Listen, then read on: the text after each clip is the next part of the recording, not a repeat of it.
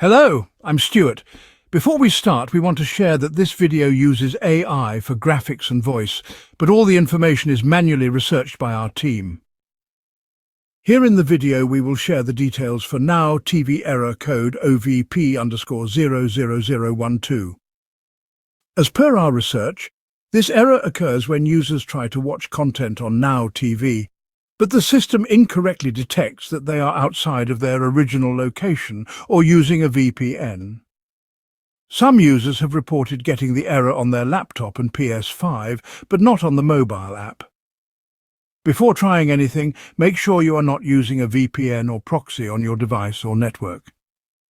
If you are not using any VPN or proxies, then first try disconnecting your router for about 10 to 15 minutes. Then turn it back on and check if the error still comes. If the error still appears, check if you need to update the Now TV app. If an update is available, install it and try again. If updating doesn't help, try connecting over a different network, such as a mobile hotspot or another Wi-Fi connection, and check if the error still comes. At last, if nothing works, the issue might be on Now TV's end. In this case, we suggest waiting for some time and trying again later.